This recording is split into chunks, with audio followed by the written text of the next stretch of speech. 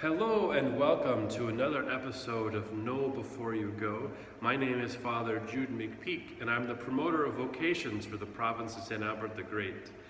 This weekend we are celebrating the 15th Sunday in Ordinary Time.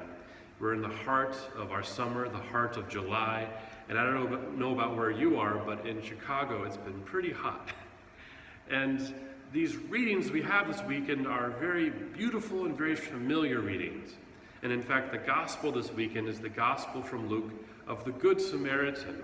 Now, I think this parable, the Good Samaritan, is one you're probably familiar with. Even many non-religious people are familiar with it, of the story of how a Samaritan saved a man who was beaten and left for dead when other people, when other good practicing Jews would refuse to help him. And I think that this parable, in one sense, speaks for itself of the need to love our neighbors, even regardless of who they are. But I think to really understand the parable, we need to understand the context in which Jesus is speaking, and even the history between the Samaritans and the Jewish people. Now, originally, the Samaritans were part of the northern kingdom of Israel, and the southern kingdom was populated by the Judeans.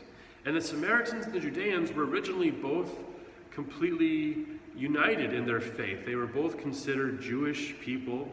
They were considered descendants of Abraham, and they were very similar in their beliefs and their practices. They could marry between the Judeans and the Samaritans very easily. And this existed for several hundred years. But eventually what happened was the northern kingdom, Samaria, was conquered by a foreign nation called Assyria. And the Assyrians, they conquered Samaria, and they changed things. They exiled the upper classes, they exiled the educated people, the religious leaders, and they brought in their own leaders to lead the people and to guide them and even to influence their faith. And eventually, after about 100 years of living under the Assyrians' rule, the Samaritan people did indeed change. Their customs changed, their beliefs and their practices changed. They still considered themselves Jewish, but they started including other practices, other beliefs into the religion. And for the Judeans, they saw this as a blasphemy. They saw this as a defilement of the pure faith given to them by Abraham. And so the division began to grow little by little between the southern kingdom, the Judeans, and the northern kingdom, and the Samaritans. Now, eventually, the southern kingdom, Judea, was also conquered by a foreign nation, the Babylonians. And the Babylonians actually exiled the Jewish people from Judea, from Israel, and they were forced to live in Babylon. And after about 100 years, they were allowed to return. It's called the Restoration period. And the southern kingdom, the Judeans, returned to their homeland of Jerusalem. And one of the things they wanted to do was rebuild the temple, And originally the Samaritans were welcoming, and they encouraged the Judeans, and they even offered their assistance in building the temple. But because the Judeans were so sensitive about the purity of their faith, they refused the help of the Samaritans. They said, "You are no longer Jews, so we don't want your help." And this very deeply hurt the Samaritan people, and it caused an even greater rift between the two of them. So much so that the Samaritans began to actively oppose the Judeans and tried to prevent the temple from being built at all. They started protesting the money going to them. They started trying to block the materials and the resources to go to rebuild the temple. And even after the temple was rebuilt, the Samaritans continued to side against the Judeans. And the Judeans began to become even more restricted, even more closed off to the Samaritans. And it got so bad that even during the Roman invasion of Israel, the Samaritans would side against the Judeans with the Romans. And when the Judeans would revolt against Rome, the Samaritans would fight against the Judeans. And they were seen as these, not only were they no longer pure in their faith, but they were betraying them. They were betraying their neighbor against them and the great Roman Empire. And so the hostility became really intense during this period, especially during the times of Jesus.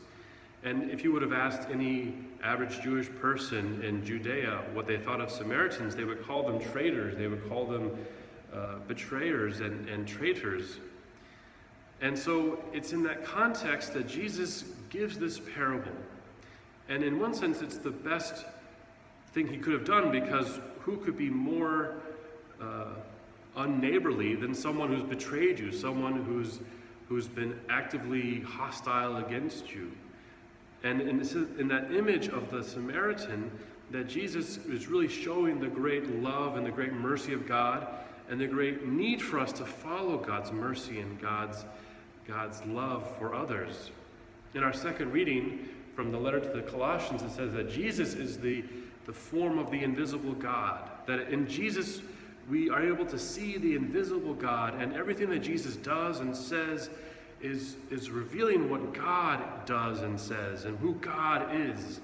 And indeed, Jesus is calling us and even showing us that we're called to love, and we're called to forgive, and we're called to show mercy no matter who it is, and especially when it's an enemy, when it's someone who we are wounded by, someone that has rejected us or has hurt us in a deep way, and that we're called to love them just as much, if not more, than those who love us or care for us as well. It's a powerful message. It's a simple story, but it's a powerful one. And I encourage us all to continue to reflect upon it. Who are the Samaritans of our lives? Who are the people that have hurt us, have rejected us, have betrayed us? Who are the people that we are closed off from? And how are we called to love them as a neighbor, to love them even as we love ourselves? It's something that we are called to reflect upon, but not just reflect, but eventually to act upon as well. It's been a blessing to be with you this day, and I pray for you this weekend, and pray that you too may come to share the love of God, even with those who you may not agree with.